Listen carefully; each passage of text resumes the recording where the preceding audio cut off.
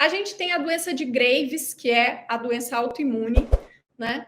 Que provoca hipertireoidismo por conta da produção de autoanticorpos, né? Então, é um desequilíbrio do sistema imunológico com produção, com a presença de um processo inflamatório, com produção de autoanticorpos que são capazes de se ligar no receptor de TSH que está lá na tireoide.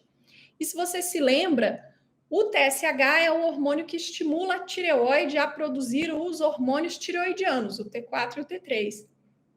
E aí, quando a gente tem a produção desses autoanticorpos, né, são grandes quantidades desse anticorpo na circulação, e esse anticorpo vai ligar lá no receptor do TSH e vai estimular a tireoide a produzir hormônio, e ele também vai promover um trofismo, né? Porque o TSH é um hormônio que estimula tanto a produção hormonal quanto o crescimento, a hipertrofia das células foliculares da tireoide. Então, quando a gente tem uma molécula capaz de ligar lá no receptor de TSH e induzir o mesmo efeito que o TSH, só que essa molécula está presente em grandes quantidades.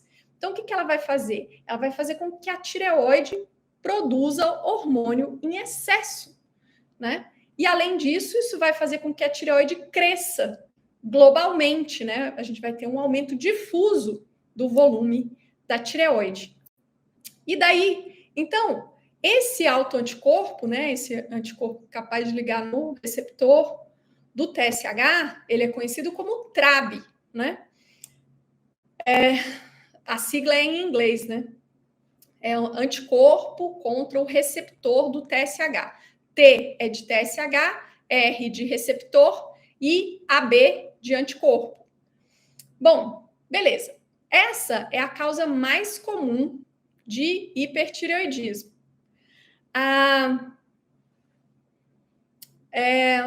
Só que a gente tem outras causas possíveis. Eu estou vendo que está chegando pergunta aqui, já eu vou buscando encaixar as respostas, tá bom?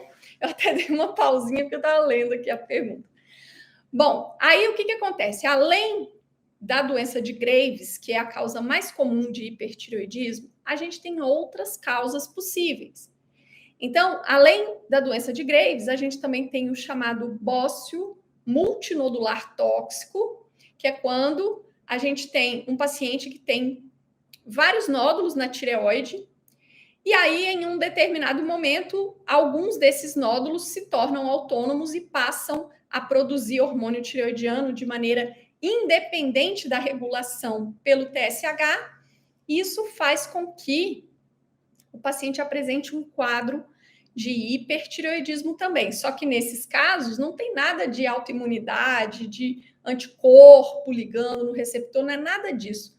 É porque existem nódulos na tireoide que se tornam autônomos. E o que é essa autonomia? Essa autonomia é assim. Normalmente, nos nódulos da tireoide, os nódulos, eles funcionam como as células da tireoide normal, como as células foliculares normais.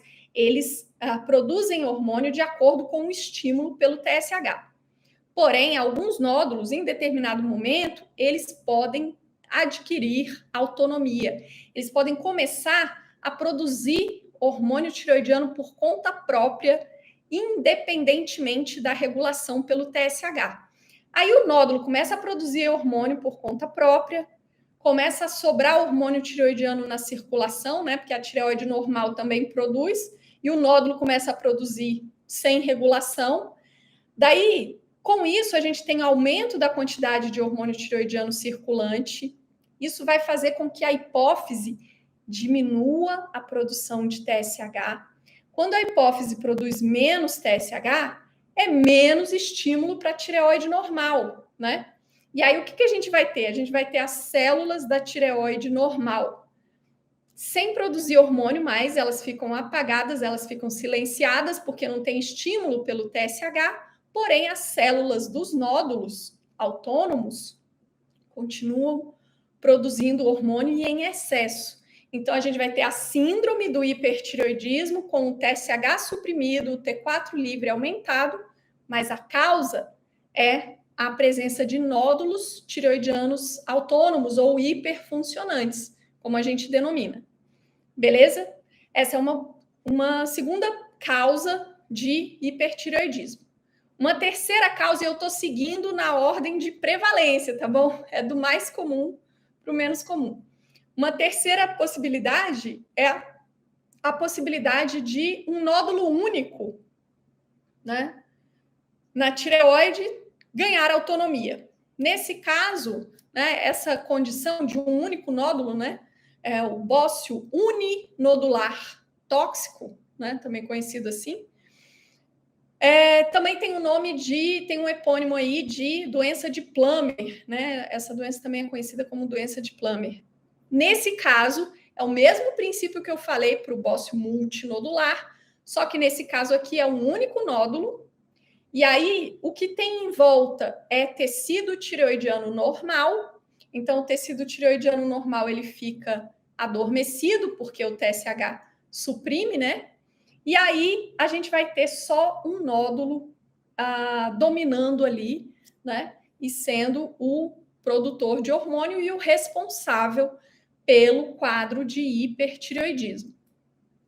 Bom, uma quarta possibilidade de causa para o hipertireoidismo são as chamadas tireoidites, né? As tireoidites, a gente tem vários tipos de tireoidites, né? Alguns tipos. Porém, o princípio básico geral é o mesmo. O que acontece numa tireoidite? Numa tireoidite, a gente vai ter uma inflamação na tireoide, que pode ser autoimune ou pode ter relação com alguma infecção, alguma coisa, enfim. Mas o resultado qual que é? Pela inflamação na tireoide, a gente vai ter uma destruição dos folículos tireoidianos. Essa destruição dos folículos vai fazer com que esses folículos se rompam.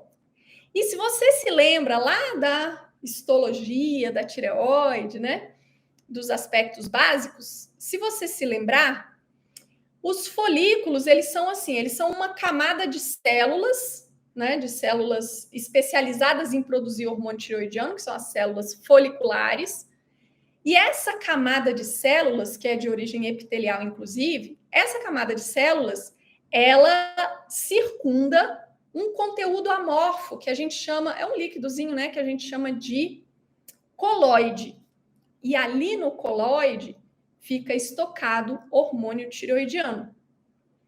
Então, numa tireoidite, né, quando acontece essa inflamação, com rompimento dos folículos, a gente tem liberação na circulação periférica de hormônio tireoidiano pré-formado, porque a tireoide ela é uma glândula que funciona assim, ela fabrica o hormônio, ela estoca e ela vai liberando gradativamente. Se tiver uma grande inflamação na tireoide, a gente tem rompimento dos folículos e com isso a gente vai ter liberação de hormônios tireoidianos pré-formados na circulação. Isso vai dar um quadro de hipertireoidismo, porque se começa a ter hormônio tireoidiano sobrando, a hipófise vai responder inibindo a produção de TSH, e com isso a gente vai ter, então, o TSH suprimido com o T4 livre aumentado. De novo, síndrome do hipertireoidismo. Porém, uma causa completamente diferente das anteriores, certo?